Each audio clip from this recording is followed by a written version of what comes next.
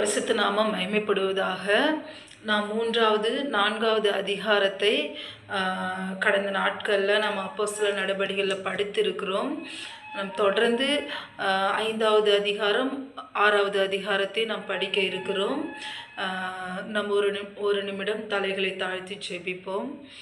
பிதா குமாரன் பரிசுத்த ஆவியானவருக்கு மகிமை உண்டாவதாக. பூமியிலே நான் பரதேசி, உமது கற்பனைகளை எனக்கு மறையாதையும். பூமியிலே நான் பரதேசி, உமது கற்பனைகளை எனக்கு மறையாதையும். இயேசு கிறிஸ்துவின் வல்லமையுள்ள நாமத்தினால் ஜெபிக்கிற பிதாவே, ஆமென். கர்த்தருக்கு பிரியமானவர்களே, நம்ம 4வது அதிகாரத்தை படிக்கும்போது ஒரு 10 வசனத்தை நம்ம விட்டுட்டோம். அதை மட்டும் நான் உங்களுக்கு சுருக்கமாக சொல்கிறேன். நம்ம 3வது 4வது அதிகாரத்தில் என்ன பார்த்தோன்னா, தாயின் வயிற்றில் சப்பானியாய் பிறந்த அந்த சகோதரனை பேதுரும் யோவானும் சுகப்படுத்துவதும், அதனாலே அவர்கள் சிறைச்சாலையில் அடைக்கப்பட்டதும், ஆலோசனை சங்கத்தினாலே துரத்தி விடப்பட்டதுமான விஷயத்தை தான் நம்ம என்ன பண்ணோம், 3வது 4வது அதிகாரத்தில் படித்தோம். அது மட்டும் இல்லை, இவங்களால் நடத்தப்பட்ட அந்த அற்புதம் வெளியரங்கமான அற்புதமாக இருந்ததுனால அவங்களால எதிர்த்து என்ன பண்ண முடியல, பேசவே முடியல. உடனே அவங்க என்ன பண்ணிடுறாங்க, நீங்கள் இனிமேல் இப்படி பண்ணாதீங்க அப்படின்னு சொல்லி என்ன பண்ணுறாங்க, துரத்தி விடுறாங்க. துரத்தி விட்டுட்டு அப்புறம் இவங்க சொல்கிறாங்க, அப்படிலாம் பண்ண முடியாது, நாங்கள் கண்டவைகளும் கேட்டவங்களும் சொல்லுவோன்னு சொல்கிறாங்க. அப்புறம் திரும்பவும் அவங்கள என்ன பண்ணுறாங்க பாருங்கள். 4வது அதிகாரம் 23வது வசனம், அவர்கள் விடுதலையாக்கப்பட்ட பின்பு தங்களை சேர்ந்தவர்களிடத்தில் வந்து பிரதான ஆசாரிகளும் மூப்பர்களும் தங்களுக்கு சொன்ன யாவையும் அறிவித்தார்கள். இப்போ சிஷ்யர்கள் கூட்டம், விசுவாசிகள் கூட்டம் எல்லாம் பெருகி இருக்கு இல்லையா? ஸோ இவங்கள்ட்ட என்ன பண்ணாங்கன்னா, இந்த விஷயத்தெல்லாம் இப்படி நடந்துச்சு அப்படின்னு சொல்கிறாங்க. உடனே அவங்க பாருங்க, அழகாக அதில் சொல்லப்பட்டிருக்கு 24வது வசனம், அவர்கள் அதை கேட்டு ஒருமனப்பட்டு தேவனை நோக்கி சத்தமிட்டு ஜெபிக்கிறாங்க. ஜெபிக்கும் முதல்ல துதிக்கிறாங்க. வானத்தையும் பூமியும் படைத்த தேவனுக்கு மகிமை உண்டாவதாக என்று சொல்லி துதிக்கிறாங்க. துதித்து சங்கீதம் 2 சொல்லப்பட்ட வசனங்களை எடுத்து சொல்லி ஜெபிக்கிறாங்க. பாருங்க, நான் வாசிக்கிறேன். புறஜாதிகள் கொந்தளித்து ஜனங்கள் விருதா காரியங்களை சிந்திப்பானேன். கர்த்தருக்கு விரோதமாகவும் அவருடைய கிறிஸ்துவுக்கு விரோதமாகவும் பூமியின் ராஜாக்கள் எழும்பி நின்று அதிகாரிகள் ஏகமாய் கூட்டம் கூடினார்கள் என்றும் தேவரீர் உம்முடைய தாசனாகிய தாவீதின் வாக்கினால் உரைத்தீரே. இது சங்கீதம் 2ல் இருக்குது. ஸோ இந்த ஜெபத்தை சொல்லி அவங்க ஜெபிக்கிறாங்க. 31வது வசனம் வாசிக்கிறேன் பாருங்க. அவர்கள் ஜெபம் பண்ணும்போது அவர்கள் கூடியிருந்த இடம் அசைந்தது. அவர்கள் எல்லாரும் பரிசுத்த ஆவியினால் நிரப்பப்பட்டு தேவ வசனத்தை தைரியமாய் சொன்னார்கள் இல்லையா? திரும்பவும் பரிசுத்த ஆவியால் ஒருமனப்பட்டு அவங்க ஜெபிக்கும் போது பரிசுத்த ஆவியினால் நிரப்பப்படுறாங்க. அதனால தைரியம் கொண்டு திரும்பவும் அவங்க என்ன பண்றாங்க, தேவ வசனத்தை தைரியமா பிரசங்கிக்கிறாங்க. இதனாட்டி என்ன ஆகுது, விசுவாசிகளான திரளான கூட்டத்தார் ஒரே இருதயம் ஒரே மனம் உள்ளவர்களாக இருந்தார்கள். எல்லாருடைய இருதயம் ஒருமனப்பட்டு தேவனுக்காக அப்படியே ஒன்றாக இருக்காங்க. அவங்களுக்கு எதை பற்றியுமே சிந்தனை கிடையாது. பாருங்க, அந்த வசனம் சொல்லுது, ஒருவனாகிலும் தனக்குள்ளவைகளில் ஒன்றையும் தன்னுடையது என்று சொல்லவில்லை. பாருங்க, அவங்களுக்கு வீடு வாசல் எல்லாமே இருந்துச்சு, ஆனால் எதுவுமே எனக்கு அப்படின்னு அவங்க சொல்லாமல் ஒருமனப்பட்டு சகலமும் அவர்களுக்கு பொதுவாக இருந்தது. எவ்வளோ ஒரு ஆச்சரியமாக இருக்குல்ல. நம்ம அந்த அற்புதமான நாட்கள்லாம் என்ன பண்ணிட்டோம், இழந்து போய்கிட்டோம். இப்போ எல்லா சபைகள் விசுவாசிகள் எல்லாம் பிரிந்து கிடைக்கிறாங்க. பட் ஒன்றும் இல்லை, இந்த நிலைமையிலும் நாம் இருக்கிற சபையில் நம்ம ஒருமனப்பட்டவர்களாக இருக்கணும். நாம் இருக்கிற கூட்டத்தில் நம்ம ஒருமனப்பட்டவர்களாக இருக்கணும். நீங்கள் ஒருத்தவங்க ஒருமனப்பட்டவங்களாக இருந்தால் போதுங்க, எல்லாரையும் ஆண்டவர் என்ன பண்ணுவார், உங்களுக்காக ஒருமனப்படுத்துவார். ஸோ அதுக்கப்புறம் பாருங்கள், அவர்கள் எல்லாருமேலும் பூரண கிருபை உண்டாயிருந்ததா. நீங்கள் பார்த்தீங்கன்னா, ஆண்டவர் கர்த்தராகி இயேசு கிறிஸ்து மேலே தான் பூரண கிருபை இருந்தது. அவர் சர்க்குணனாக இருந்தார். அவர் மேலே பூரண கிருபை இருந்தது. பவுல் எழுதும்போது சொல்கிறாரு, அவனவனுக்கு அளிக்கப்பட்ட கிருபையின் அளவின்படி கிரியை செய்தார்களாம். இப்போ அவர் சொல்கிறத பார்த்தா கிருபை அளந்து கொடுக்கப்பட்டது. உனக்கு இவ்வளோ கிருபை, உனக்கு இவ்வளோ கிருபை அப்படின்னு சொல்லிட்டு.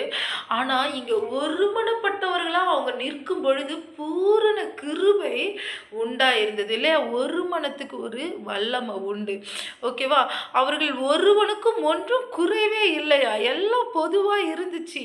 எதுவுமே அவங்களுக்கு குறைவே இல்ல. இல்லன்னு எனக்கு இது இல்ல, அது இல்லன்னு சொல்லக்கூடிய அளவுக்கு அங்க சூழ்நிலையே இல்ல. எல்லாமே அவங்களுக்கு பொதுவா என்ன இருந்தது. அந்த நேரத்தில பார்த்தீங்கன்னா, இங்க ஒரு பெர்சன பத்தி டீட்டெயில்டா சொல்லியிருக்காங்க. சீப்புரு தீவானும், லேவியனும், அப்போஸ்தலராலே ஆறுதலின் மகன் என்றும் அர்த்தம் கொள்ளும் பர்னபா என்னும் மறுபேர் பெற்றவனுமாகிய யோசே என்பவன் தனக்கு உண்டாயிருந்த நிலத்தை விற்று அதன் கிரயத்தை கொண்டு வந்து அப்போஸ்தலருடைய பாதத்திலே வைத்தான். இவர் யாராம்? ஒரு லேவியன். சீப்புரு தீவு. இந்த சீப்புரு தீவு பார்த்தீங்கன்னா, இந்த எருசலேம், லெபனான் கடற்கரை பகுதி இருக்கு இல்லையா?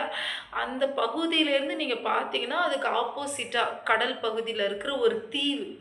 ஐலேண்ட்னாவே நமக்கு தெரியும் இல்லையா? 4 பக்கமும் தண்ணீரால சூழப்பட்டிருக்கு. இந்த சீப்புரு தீவுல ஊருக்காரர் அவரு, லேவியன் அவரு. அதேபோல வந்து அப்போஸ்தலர்களால ஆறுதலின் மகன் அப்படின்னா எப்படி யோசிச்சு பாருங்களேன். ஒருத்தவங்களுக்கு ஒரு பேர் வைக்கிறாங்க, ஆறுதலின் மகன் பர்னபான்னு சொல்லிட்டு. பர்னபா அப்படின்ற அந்த பேருக்கு ஆறுதலின் மகன், அவருடைய உண்மையான பேரு யோசே. ஸோ இந்த பர்னபா ஆறுதலின் மகன் என்னப்பட்டவர். எவ்வளோ ஆச்சரியமா இருக்குல்ல, ஒருத்தவங்களுக்கு எப்படிப்பட்ட பேர் வைக்கிறது. அவர் இருந்தாவே எனக்கு ஆறுதலா இருக்கும்பா. அவர் என் கூட இருந்தா போதும், எனக்கு ஆறுதலா இருக்கும் இல்லையா? நம்மள பார்த்து யாராவது அப்படி சொல்ல முடியுமா? சரி, இந்த அக்கா இருந்தா எனக்கு ஆறுதலா இருக்கும், இந்த அக்கா இருந்தா எனக்கு பலனா இருக்கும் அப்படின்னு சொல்ல முடியுமா? அப்படிப்பட்ட ஒரு பேரை தான் நாம என்ன பண்ணணும்? சம்பாதிக்கணும். நம்மளுடைய சொத்து, சோகம், நிலங்கள் எல்லாமே இந்த பூமியில என்ன பண்ணுது? இருக்க தான் போகுது. ஆனா நம்மளோட கேரக்டர், நான் கிறிஸ்துவுக்காக என்னவா மாறி இருக்கின்ற கேரக்டர் தான் எப்போவுமே என்ன பண்ணும்? நிலைநிற்கு. இந்த புத்தகத்தை எழுதி 2000 வருஷங்களுக்கு மேலே ஆயிடுச்சு. ஆனால் இந்த புத்தகத்தில் அவருடைய பேர் என்ன பண்ணியிருக்கு? எழுதப்பட்டிருக்கு. நம்மளுடைய பேரு ஜீவ புஸ்தகத்தில் எழுதப்படும்னா நம்மளோட கேரக்டர் தாங்க ரொம்ப முக்கியம். பிசாசுடைய நோக்கம் என்ன தெரியுமா? உனக்கு பல பாடுகளை, கஷ்டங்களை கொடுத்து உன் கேரக்டரை சேஞ்ச் பண்ணணும். சூழ்நிலை வரும்போது பொய் சொல்லணும், சூழ்நிலை வரும்போது ஆக்டிங் பண்ணணும், சூழ்நிலை வரும்போது திருடணும், சூழ்நிலை வரும்பொழுது லஞ்சம் வாங்கணும், சூழ்நிலை வரும்பொழுது கோவப்படணும், சூழ்நிலை வரும்போது எரிச்சல் உண்டாக்கணும். இந்த சூழ்நிலை அப்படின்ற அந்த விஷயத்துக்குள்ளே உன்னை கொண்டு வந்து உன் கேரக்டரை சேஞ்ச் பண்ணணும். பயந்துடாதீங்க. எந்த நிலையிலும் உங்கள் கேரக்டரை மட்டும் என்ன பண்ணுங்கள்? சேஞ்ச் பண்ணாதீங்க. நல்ல கேரக்டர் இருந்தால் அதிலே இருங்க. கெட்ட கேரக்டர் இருந்தால் சேஞ்ச் ஆகிடுங்க. இல்லை, இந்த கெட்ட கேரக்டர் எனக்கு வேணாம் அப்படின்னு சொல்லிட்டு, இல்லை ஆறுதலின் மகன் பர்னபா, இல்லை ஒரு பர்சனை நம்ம இங்கே புதுசாக பார்க்கணும். இப்போ 5வது அதிகாரத்துக்குள்ளே நம்ம வரோம். இந்த 5வது அதிகாரத்தில் ஒன்றுமே இல்லைங்க. 2 கணவன் மனைவி இருக்காங்க. இது ஒரு ரொம்ப ரொம்ப நம்மளுடைய வாழ்க்கையில் நம்ம கற்றுக்கொள்ள வேண்டிய ஒரு மிக முக்கியமான ஒரு விஷயம். அனனியா சப்பிரா. இப்போ இவங்க 2 பேரும் என்ன பண்ணுறாங்க? இப்போ எல்லாரும் வந்து நிலங்களை எல்லாம் விற்று அந்த கிரியத்தெல்லாம் அப்போஸ்தலர்களுடைய பாதத்தில் வச்சு அவங்க கூட ஐக்கியமாக இருக்காங்க இல்லையா? இப்போ இந்த கணவன் மனைவி என்ன பண்ணாங்க? நிலங்களை விற்றாங்க. விற்றவங்க என்ன பண்ணியிருக்கணும்? நிலங்களை விற்று இவங்க 2 பேருக்குள்ள பேச்சு நடக்குது. எப்பப்பா கொஞ்சம் பணத்தை நம்ம வச்சுக்கலாம், மீதி இருக்கிற பணத்தை நம்ம என்ன பண்ணலாம்? கொடுத்துடலாம். அதை அப்படியே கொடுத்துருந்தா பரவாயில்ல. வஞ்சித்தார்கள். வேத வசனம் சொல்லுது பாருங்க, 5ஆம் அதிகாரம் 2வது வசனம், தன் மனைவி அறிய அவன் கிரயத்திலே ஒரு பங்கை வஞ்சித்து வைத்து ஒரு பங்கை கொண்டு வந்து அப்போஸ்தலருடைய பாதத்தில் வைத்தான். இப்போ வஞ்சித்து பாருங்க, இது மனநிலையை குறிக்குது. என் உள்ளத்தில் நான் என்ன நினைக்கிறேன் அதை நான் வந்து உங்களுக்கு முன்னாடி பாருங்க. பேதுரு அவனை நோக்கி கேட்குறாரு. என்ன கேட்குறாரு பாருங்க. நிலத்தின் கிரயத்தில் ஒரு பங்கை வஞ்சித்து வைத்து பரிசுத்த ஆவணத்தில் பொய் சொல்லும்படி சாத்தான் உன் இருதயத்தை நிரப்பினதென்ன? அதை விற்கும் முன்னே அது உன்னுடையதா இருக்கவில்லையா? அதை விற்ற பின்பும் அதன் கிரியம் உன் வசத்தில் இருக்கவில்லையா? நீ உன் இருதயத்தில் இப்படிப்பட்ட எண்ணம் கொண்டதென்ன? நீ மனுஷரிடத்தில் அல்ல தேவனிடத்தில் பொய் சொன்னாய் என்றான்.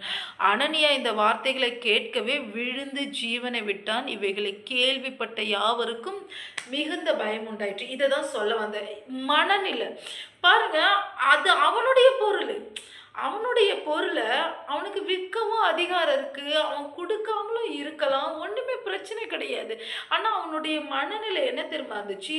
உலகத்தாருக்கு நான் எல்லாத்தையும் குடுத்தேன்ற மாதிரி தன்னை காண்பிக்க விரும்பினான் இல்லையா? தப்பு தானே இது. உனக்கு விருப்பம் இருந்தா நீ ரூ. 10 குடு. உன் ஆண்டவர் நேசிப்பாரு.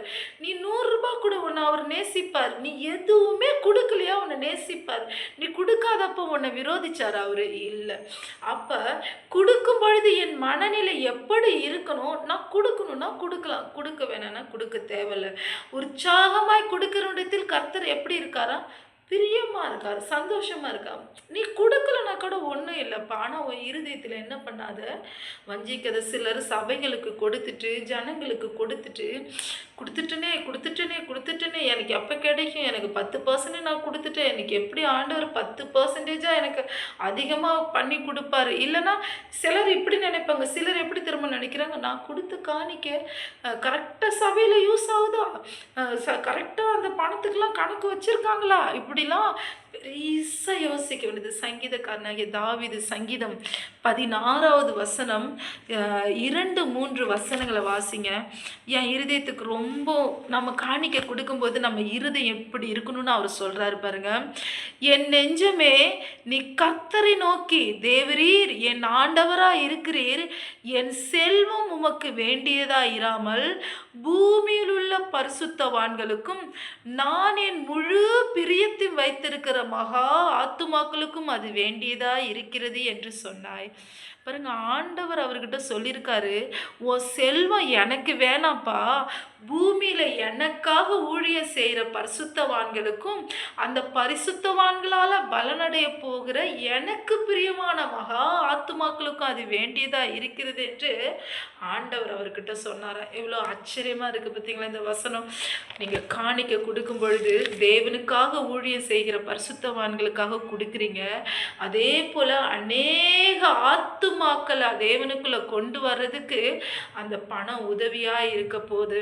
ஸோ அதனாட்டி உங்கள் இருதயத்தில் என்ன பண்ணாதீங்க, வஞ்சித்து அதை தயவு செய்து கொடுக்காதீங்க. நீங்கள் கொடுத்தாலும் உங்களை ஆண்டவர் ஆசீர்வதிப்பார், நீங்கள் கொடுக்கலனாலும் ஆண்டவர் உங்களை ஆசீர்வதிப்பார். அவர் நல்லோர் மீதும் தீயோர் மேலும் தம்முடைய சூரியனையும் மழையும் சந்திரனையும் கால சூழ்நிலைகளையும் ஈக்குவலாக கொடுக்குறவர் இல்லை. கெட்டவனுக்கு மட்டும் மழை பெய்தா இல்லை, கெட்டவனுக்கு மட்டும் சூரியன் உதிக்குதா இல்லை, இல்லையா? அப்போ கெட்டவனையும் நல்லவனையும் ஆண்டவர் என்ன பண்ணியிருக்காரு, பொதுவாகவே அவர் தன்னுடைய பிள்ளையா பார்க்குறாரு. ஸோ அதனாட்டி இந்த காரியத்தை நம்ம எப்போவுமே நம்மளுடைய உள்ளத்தில் என்ன பண்ணக்கூடாது, வைக்கக்கூடாது. இப்போ உடனே அவங்க மனைவி வராங்க, மனைவி வந்ததும் மனைவியும் பாருங்க, மனைவி வந்ததும் மனைவியும் அதே பதிலை சொல்கிறாங்க. ஆமாப்பா, அவ்வளோதான் நாங்கள் விற்றுது, இந்த அம்மாவுக்கு தெரியாது. 3 மணி நேரம் கழித்து வராங்க பாருங்க. 7வது வசனம், ஏறக்குறைய 3 மணி நேரத்துக்கு பின்பு அவனுடைய மனைவி நடந்ததை அறியாமல் உள்ளே வந்தாள். பேதுரு அவளை நோக்கி, நிலத்தை இவ்வளவுக்குத்தானா விற்றீர்கள், எனக்கு சொல் என்றாள். அவள் ஆம், இவ்வளவுக்குத்தான் என்றாள். பாருங்க, அந்த அம்மாவும் நல்லா அதே பொய்யை சொன்னாங்க. உடனே அவங்களும் மரித்து போகிறாங்க. மரித்து போனது வாலிபர்கள் அவர்களை கொண்டு போய் என்ன பண்ணுறாங்க, அடக்கம் பண்ணுறாங்க. பாருங்கள், ஆண்டவர்கிட்ட துணிகரமாக. ஏன் தெரியுமா, நீங்கள் நினைக்கலாம் இவ்வளோ பெரிய தண்டனையான்னு. அவங்க கண்களுக்கு முன்பாக எவ்வளவு அற்புதங்கள் நடந்து கொண்டிருக்கிறது. பரிசுத்த ஆவியோட வல்லமையை பேசி கொண்டு இருக்கிறாங்க. அற்புதங்களும் அடையாளங்களும் நடந்து கொண்டு இருக்கிறது. சப்பானிகள் எழுந்து குதித்து நடக்கிறாங்க. பல அற்புதங்கள் நடக்குது. இதையெல்லாம் கண்ணால் பார்த்தவங்க தவறு செய்கிறாங்க. அதனாடி தாங்க அந்த தண்டனை. ஒருவேளை இந்த நாட்களில் நம்ம அவிசுவாசத்தினால இருக்கிறதுனால பல காரியங்களை ஆண்டவர் நம்ம மத்தியில் செயல்படுத்துறது கிடையாது. ஸோ அதுவுமே கர்த்தர் தம்முடைய வல்லமை மறைத்து கொண்டு தான் நம்ம மத்தியில் என்ன பண்ணுறாரு, உலாவுறாரு. மோசைக்கு சொல்கிறாரு ஆண்டவர், இந்த ஜனங்களை நான் தண்டிச்சிருவேன்ப்பா, என்னுடைய கூடாரத்தை எடுத்து எல்லையில் கொண்டு போய் புறம்பான இடத்துல வை, நான் இவங்களை அடிச்சிருவேன். அவருடைய அன்பை பாருங்க. அவர் நான் தெரியாமல் கூட இந்த ஜனங்களை அடிச்சிடக்கூடாதுன்னு சொல்லிட்டு தன்னுடைய ஆலயத்தை, தான் இருந்த பரிசுத்த ஸ்தலத்தை பெயர்த்து புறம்பா வைக்க சொன்னார் இல்லையா? தம்முடைய வல்லமை மறைத்து கொண்டு தான் அவர் நம்மக்கிட்ட என்ன பண்ணுறாரு, செயல்படுறாரு. அதனாட்டி அவருக்கு பயந்து நடக்கிற பயபக்தி எப்பொழுதும் நமக்குள்ளே என்ன பண்ணணும், இருக்கணும். இப்போ இதெல்லாம் நடந்ததுக்கப்புறம் எல்லாரும் என்ன பண்ணுறாங்க, ரொம்ப பயப்படுறாங்க. பாருங்கள், எல்லாரும் ஒருமனப்பட்டு சாலமோனுடைய மண்டபத்தில் இருந்தார்கள். மற்றவர்கள் ஒருவரும் அவர்களுடைய சேர துணிவு. இந்த தப்பு செய்கிறவங்க, மனம் திரும்புதலை விரும்பாதவங்க அவங்க கூட சேர என்ன பண்ணலை, துணியில. அதுக்கப்புறம் பாருங்க, திரளான புருஷர்களும் ஸ்திரீகளும் விசுவாசம் உள்ளவர்களாகி கர்த்தரிடமாய் அதிகமாய் சேர்க்கப்பட்டார்கள். பிணியாளிகளை படுகைகள் மேலும் கட்டைகள் மேலும் கிடத்தி பேதுரு நடந்து போகையில் அவனுடைய நிழலாகிலும் அவர்கள் சிலர் மேல் படும்படிக்கு அவர்கள் வெளியே வீதிகளிலே கொண்டு வந்து வைத்தார்கள். பாருங்க, அவருடைய நிழலாவது படணும்னு சொல்லிட்டு என்ன பண்ணாங்க, கொண்டு வந்து வச்சாங்க. ஸோ இப்படி தேவ வல்லமை அந்த நாட்களில் என்ன பண்ணுது, செயல்பட்டது. இப்போ பிரதான ஆசாரிகள் இது எல்லாம் சாலமோன் மண்டபம் அந்த எருசலேமை சுற்றி எருசலேம் ஆலயத்துக்கு உள்ள நடக்குது. இப்படி நடக்கிறதுனால பரிசேரும் என்ன பண்ணுறாங்க, பொறாமை கொண்டு கொலை பாதகத்தினால நிரம்பி அவங்கள என்ன பண்ணுறாங்க, திரும்பவும் ஜெயிலில் கொண்டு வந்து போடுறாங்க. ஜெயிலில் கொண்டு வந்து போட்டதும் இப்போ யோசனை பண்ணி ஜெயிலில் கொண்டு வந்து போட்டுட்டாங்க. போட்டதுக்கப்புறம் இப்போ மனுஷனுடைய கண்களில் தயவு வேணாம் ஆண்டவருக்கு. இப்போ என்ன பண்ணுறாரு, கர்த்தருடைய தூதன் போய் அவர்களை என்ன பண்ணுறாரு பாருங்க, 19வது வசனம். கர்த்தருடைய தூதன் ராத்திரியிலே சிறைச்சாலையின் கதவுகளை திறந்து அவர்கள் வெளியே கொண்டு வந்து, நீங்கள் போய் தேவாலயத்திலே நின்று இந்த ஜீவ வார்த்தைகள் எல்லாவற்றையும் ஜனங்களுக்கு சொல்லுங்கள் என்றார். இப்போ தேவ ஆவியானவர் என்ன பண்ணுறாரு, கர்த்தருடைய தூதன் அவர்களை விடுதலை செஞ்சு நீங்கள் போய் இன்னும் தைரியமாக தேவாலயத்தில் நின்று ஜீவ வார்த்தைகளை சொல்லுங்க அப்படின்னு சொல்லிட்டு என்ன பண்ணுறாரு, சொல்கிறாரு. இப்போ திரும்ப வந்து இவங்க ஒரு பிரசங்கமே பண்ணுறாங்க, பிரசங்கம் பண்ணிக்கிட்டு இருக்காங்க. உடனே ஏன்னா தேவாலயம் இருக்கிற இடம் வேற, பொது சிறைச்சாலை இருக்கிற இடம் வேற. ஸோ இவங்க விடுதலை ஆக்கப்பட்டது இப்போ பிரதான ஆசாரிகளுக்கும் சதுசேயர்களுக்கும் தெரியாது. இப்போ இவங்க போய் தேவாலயத்தில் போய் என்ன பண்ணுறாங்க, விடியற் காலமே போய் என்ன பண்ணுறாங்க, தேவாலயத்தில் நின்று பிரசங்கம் பண்ணுறாங்க. பிரசங்கம் பண்ணிகிட்டு இருக்கும்போது இப்போ இது எதுவுமே அவங்களுக்கு தெரியாது. இவங்க என்ன சொல்கிறாங்க, போங்கப்பா, சேனை தலைவர்களை சொல்கிறாங்க, போய் சிறைச்சாலையில் இருக்கிறவங்கள கொண்டு வாங்க அப்படின்னு சொல்கிறாரு. அங்கே பாருங்க, ஆவியானவருடைய ஒரு என்ன சொல்லு, ஆவியானோட குசும்பு. பாருங்க, 23வது வசனம். சிறைச்சாலை மிகுந்த பத்திரமாய் பூட்டப்பட்டிருக்கவும். பரிசுத்த ஆவியானவர் எப்படி எழுதியிருக்காரு பாருங்க வேத வசனத்தில். சிறைச்சாலை பத்திரமா தான் இருக்குது. சிறைச்சாலைக்குள்ளே இருக்கிறவங்கள உங்களால் ஒரு நாள் சிறைப்படுத்த முடியாது இல்லையா. இருந்தவங்களை தேவ வல்லமினால் நிறையப்பட்டவர்களை பிசாசானவன் என்ன பண்ண முடியாது, சிறைப்படுத்த முடியாது. அது விடுதலை. கர்த்தருடைய ஆவியானவர் இருக்கும் பொழுது விடுதலை கிடைக்குது இல்லையா. தேவ வல்லமை பெற்ற பிள்ளைகளை ஒரு நாள் என்ன பண்ண முடியாது, சிறைப்படுத்த முடியாது. அப்போ இந்தமாரி இருக்கிற சூழ்நிலையில் இவங்க சிறைச்சாலை பத்திரமா இருந்தது. சேனை தலைவன் வந்து சொல்கிறான், எப்பா அவர் இல்லைப்பா, சிறைச்சாலாம் பூட்டப்பட்ட மாதிரி தான் இருக்குன்னு அவங்கள காணும். உடனே இவங்களுக்கு ரொம்ப ஆச்சரியமாக இருக்குது. எப்படி என்ன பண்ணுறது, இவங்க வேற அற்புதத்து மேலே அற்புதம் பண்ணிக்கிட்டே போகிறாங்கன்னு சொல்லிட்டு அவங்களால முடியல. இப்போ இவங்களை கொன்னே தீரணும், இவங்களை கொலை பண்ணிடணும். அதுக்கு பின்னாடி ஒரு காரணம் இருந்துச்சுங்க. அவங்க பாருங்கள், அவங்கள கூப்பிட்டுட்டு வர சொன்னதும் பாருங்கள், 26வது வசனம். பலவந்தம் பண்ணாமல் அவர்களை அழைத்து கொண்டு வந்தார்கள். பாருங்கள், இந்த டைம் அவங்களால வந்து இல்லை பலவந்தம் பண்ண முடியல. எப்பா வாங்க, கொஞ்சம் பொறுமையாக வந்துருங்கப்பா அப்படின்னு சொல்லிட்டு அவங்கள இட்டுட்டு போகிறாங்க. இவங்களும் போகிறாங்க. இப்போ இவங்க போனதும் 28வது வசனம் பாருங்கள்.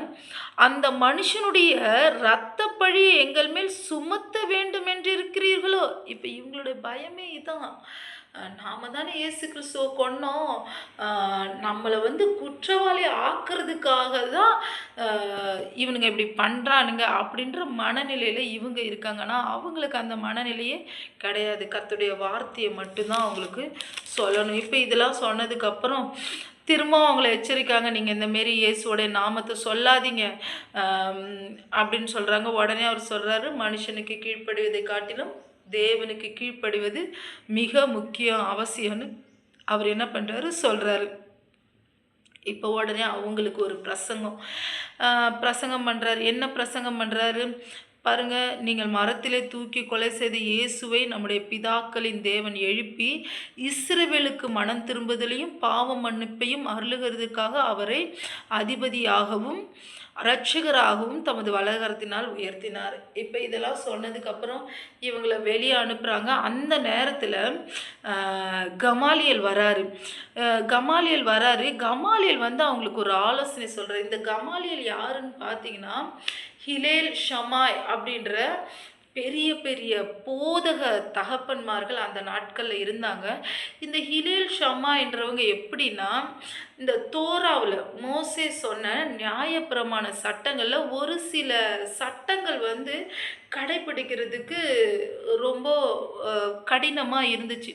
ஸோ அதையெல்லாம் பேசி பேசி அவங்க வந்து அதில் வந்து இன்னும் கொஞ்சம் இரக்கமான செயல்களை நம்ம கொண்டு வரணும் அப்படின்லாம் என்ன பண்ணாங்க, முயற்சி பண்ணிட்டு இருந்தாங்க. அப்படிப்பட்ட போதகர்களுக்கு கீழே கற்றுக்கொண்டவர் தான் இந்த கமாலியல். இந்த கமாலியல் வந்து என்ன சொல்கிறாரு பாருங்க, இந்த விஷயத்தை நீங்கள் தெளிவாக புரிஞ்சுக்கணும். கமாலியல் சொல்கிறாரு, இது மனுஷனால் உண்டாயிருந்துச்சுன்னா இது வந்து தானாக அழிஞ்சிடும். இது தேவனால் உண்டானதுன்னா நீங்கள் தேவனுக்கு விரோதமாக செயல்படுறீங்க. இது தேவனால் உண்டானதுன்னா இதை உங்களால் அழிக்கவும் என்ன பண்ண முடியாது. ஸோ பாருங்கள், அந்த நாளில் சில எக்ஸாம்பிளே அவர் சொல்கிறாரு. 36வது வசனத்தில், இந்த நாட்களுக்கு முன்னாடி கூட தேய்தாஸ்ன்றவன் 400 பேர்களை சேர்த்து கொண்டு அலைஞ்சி திரிஞ்சான். ரெண்டாவது பார்த்தீங்கன்னா பர்சபா.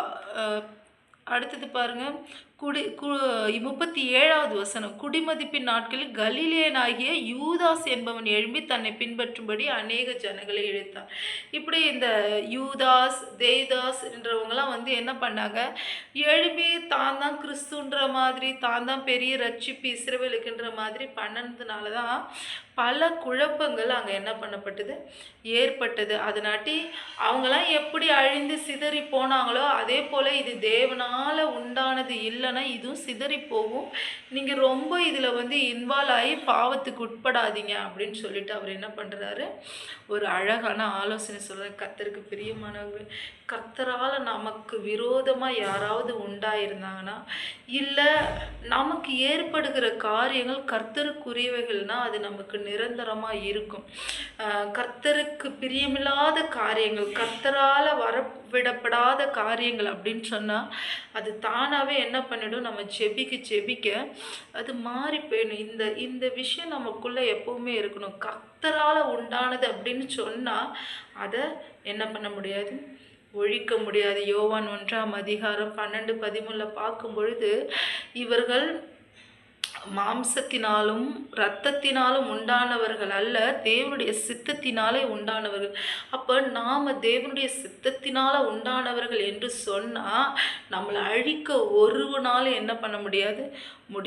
அதனாட்டி நம்ம எப்பொழுதும் இந்த தைரியத்தை நமக்குள்ளே இருக்கணும். ஸோ இதெல்லாம் சொன்னதுக்கப்புறம் அவங்கள திரும்ப என்ன பண்ணுறாங்க, விடுதலை பண்ணி அனுப்பிடுறாங்க. விடுதலை பண்ணி அனுப்புனதுக்கப்புறம் பாருங்கள், 42வது வசனம், தினந்தோறும் தேவாலயத்திலும் வீடுகளிலும் இடைவிடாமல் உபதேசம் பண்ணி இயேசுவே கிறிஸ்துவென்று பிரசங்கித்தார்கள். நான் உங்களுக்கு ஏற்கனவே சொன்ன, அநேகருக்கு கிறிஸ்துவோடைய அழைப்புனா என்னன்னு தெரியல. நீங்கள் பார்த்தீங்கன்னா இப்போ 1ஆம் அதிகாரத்துலேருந்து நம்ம 6வது அதிகாரம் வரைக்கும் நம்ம வந்துட்டோம் இல்லையா, 5வது அதிகாரம் வரைக்கும் நம்ம வந்துட்டோம். இந்த 5வது அதிகாரத்தில் நம்ம முடியும் போது அவங்க இயேசுவே கிறிஸ்துவென்று பிரசங்கித்தார்கள். ஸோ இந்த தைரியம் இதுதாங்க ஊழியம். நீங்கள் 1வது அதிகாரத்திலேருந்து 5வது அதிகாரம் வரைக்கும் நம்ம வந்துட்டோம். இதில் என்ன இருக்குன்னு பார்த்தீங்கன்னா, தேவ வார்த்தையை கிறிஸ்து தான் தெய்வம் அப்படின்றத பற்றி பேசுறது மட்டும்தான் ஊழியமாக இருந்துச்சு. ஸோ இதுதான் நமக்குள்ளே இருக்கிற அழைப்பு. ஸோ இதை நம்ம எப்போவுமே மறக்கக்கூடாது. கர்த்தருக்கு பிரியமானவர்களே, இந்த வார்த்தை உங்களுக்கு புரிந்திருக்கும்னு நினைக்கிறேன். சகலத்தையும் நான் இயேசு கிறிஸ்து நாமத்தினால் ஒப்பு கொடுத்து அந்த வார்த்தைகளை உங்களிடத்தில் அனுப்புகிறேன். இதை கேட்கிற ஒவ்வொருவரும் ஆசீர்வதிக்கப்பட வேண்டும் என்று ஜெபிக்கிறேன். இயேசு கிறிஸ்துவின் வல்லமையான நாமத்தினால ஆமென்.